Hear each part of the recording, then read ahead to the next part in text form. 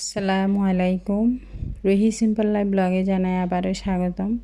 কাছে এবং দূরে, দেশ এবং দেশের বাইরে যে যেখানে আছেন, আশা করি আল্লাহর অশেষ রহমতে ভালো আছেন।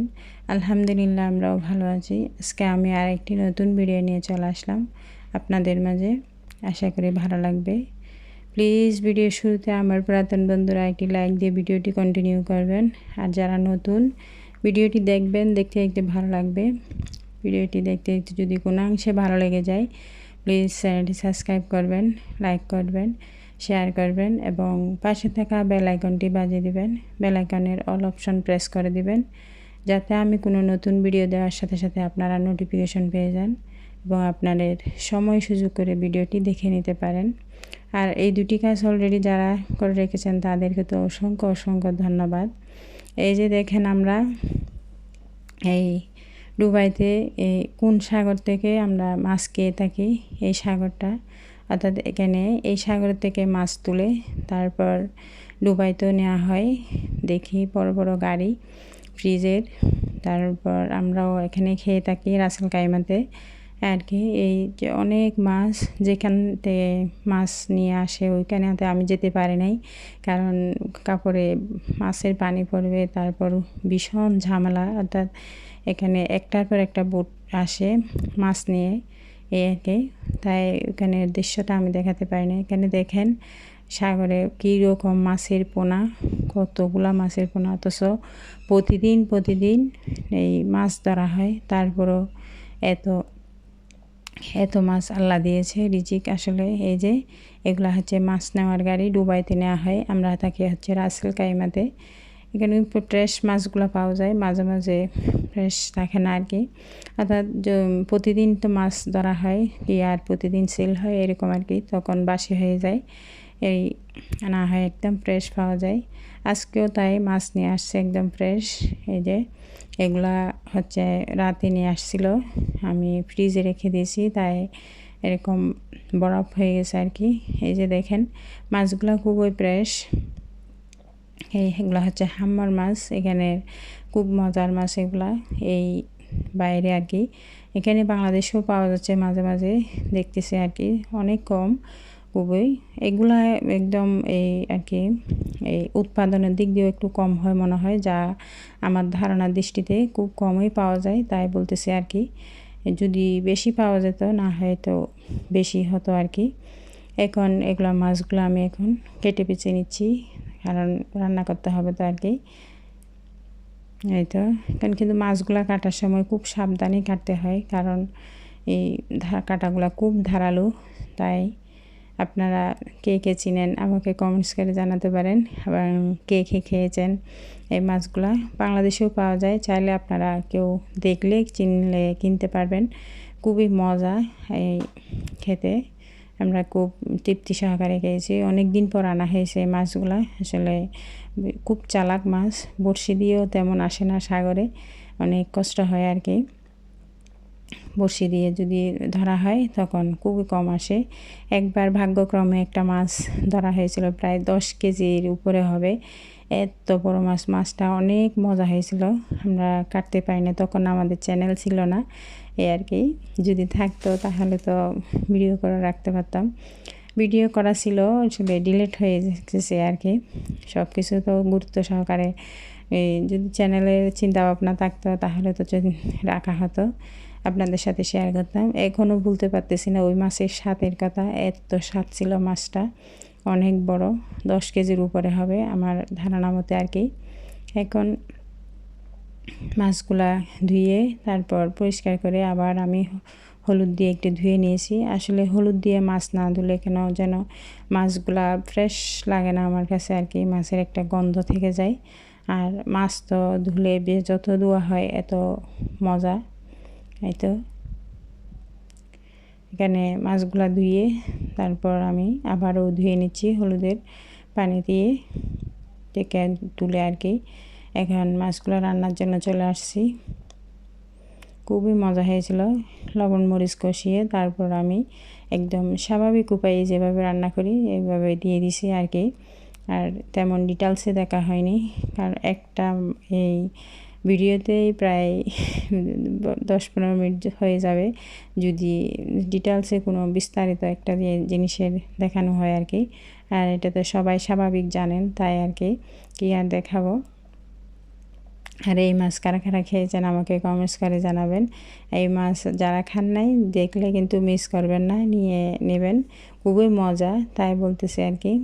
রান্নার পরে বলতে পারবেন কেমন স্বাদ আর কি। এখন মাছগুলা কষিয়ে একটু ঝোলের পানি দিয়ে দিচ্ছি। আসলে মাঝে মাঝে ফ্রাই মাছ খেতে ইচ্ছে করে, মাঝে মাঝে ঝোলের মাছ খেতে ইচ্ছে করে আর কি। এই তো এখন আমি মাছগুলো আস্তে আস্তে খুন্তি দিয়ে নেড়ে দিচ্ছি, কারণ মাছ তেমন নাড়াচাড়া করা যায় না, ভেঙে যায় আর কি। অনেক সময় ন্যাকড়া দিয়ে ধরে দুইটা, তারপর এমনি হাত দিয়ে নাড়া দিই, এভাবেই হয়ে যায়। আর খুন্তি দিয়ে নাড়ার প্রয়োজন হয় না আর কি। এই যে আমার কথার মাঝে যদি কোনো ভুল ত্রুটি হয়ে থাকে প্লিজ আমাকে ক্ষমার দৃষ্টিতে দেখবেন, আমার অনুরোধ। প্লিজ আপনারা কেউ আমাকে এই ভুলগুলো ধরিয়ে দিবেন। আমার যদি কোনো ভুল ত্রুটি হয় তাহলে আমি এটা শুধরিয়ে নিতে পারবো। এই যে দেখেন মাছের কালারটা মাশাআল্লাহ খুব সুন্দর এসেছে। তেমন ঝোল দেই না আমি, অর্থাৎ কম কম মাখা মাখা করে ঝোল দিয়েছি, আর একটু হবে এই। এখন আজকে হচ্ছে আমি শীতকালীন মূলা রান্নার জন্য নিয়ে নিয়েছি। শীতকালীন প্রথম রান্না আনছে, এখন শীত আসার আগেই অর্থাৎ উৎপাদন করে ফেলছে, নিয়ে আসছে। আজকে হচ্ছে আমি চিংড়ি মাছ দিয়ে, চিংড়ি শুটকি আর চিংড়ি মাছ দিয়ে আমি একটু মূলাটা রান্না করব। কারণ এইভাবে এখন মূলাটা কেটে আমি ভাপিয়ে নিচ্ছি। এভাবে যদি ভাপিয়ে নেওয়া হয় মূলার একটা খারাপ ফ্লেভার আছে, ওইটা চলে যায়, আমার ভালোই লাগে আর কি। খারাপ ফ্লেভারটা রান্নার পরে থেকে যায় যদি ভাপিয়ে নেওয়া না হয়। এখানে আমি কিচ্ছু দিই না, শুধু পানি দিয়ে সিদ্ধ করতে দিয়েছি। যদি বলতে পারেন হলুদ কেন দেন নাই, হলুদ দিলে মূলার স্বাদটা কমে যায় বলে মনে হয় আমার দৃষ্টিতে আর কি। আপনারা কিভাবে করেন আমাকে জানাবেন। দেখেন আমি একদম সাদা হলুদ ছাড়া আর কি। অনেক জিনিস ভাপানোর মধ্যে হলুদ দিলে ভালো, অনেক সময় আবার হলুদ না দিলে ভালো, কিন্তু আমার দৃষ্টিতে হলুদ ছাড়া ভাপিয়ে নিলে মূলার স্বাদটা বাড়ে মনে হয় আর কি।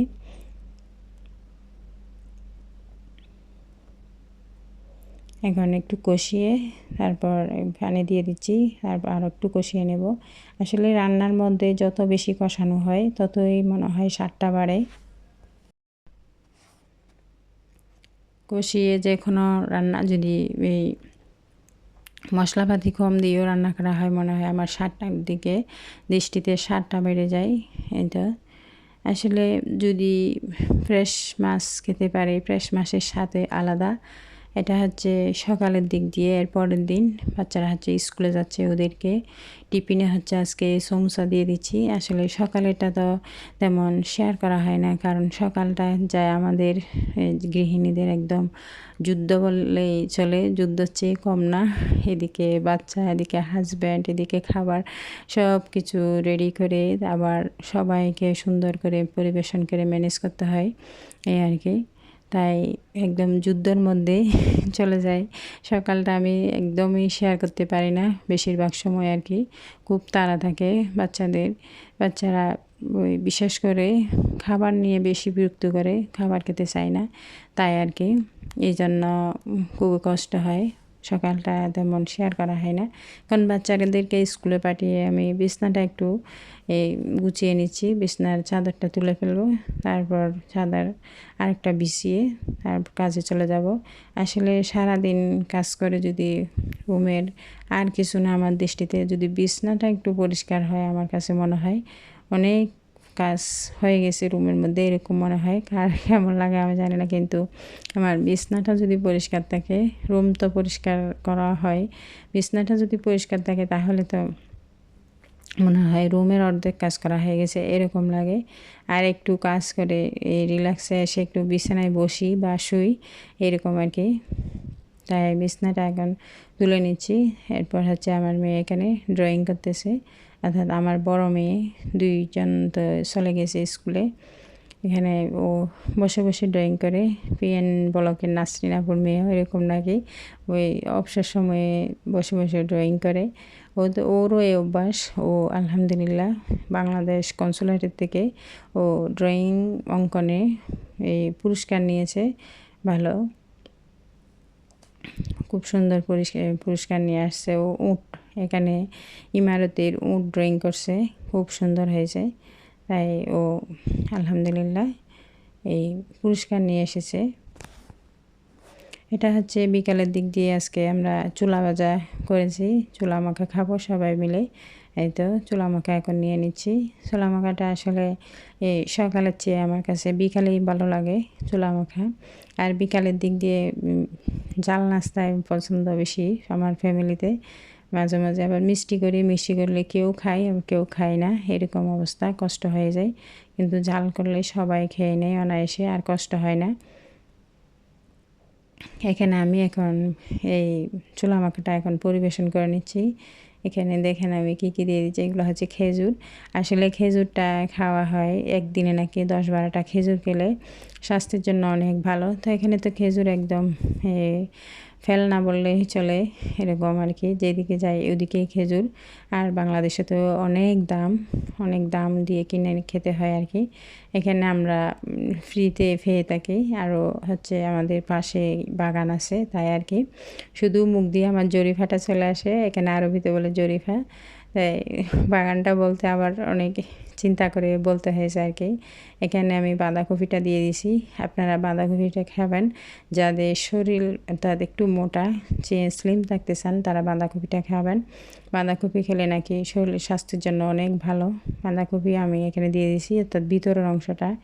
এখন মুড়ি দিয়ে মেখে খেয়ে নেব। আপনারাও খেয়ে নেন যার যার ইচ্ছা হচ্ছে আর কি। প্লিজ সবাই সবাইকে সাপোর্ট করবেন, শুধু আমাকেই নয়, আমি এখানা ইউটিউবে সবাই সবাইকে সাপোর্ট করবেন, সবাই যাতে একে অপরের হাত ধরে এগিয়ে যেতে পারি। সকলের সুন্দর ভবিষ্যৎ ও সুস্বাস্থ্য কামনা করে আজকের মধ্যে বিদায় নিচ্ছি। আসসালামু আলাইকুম।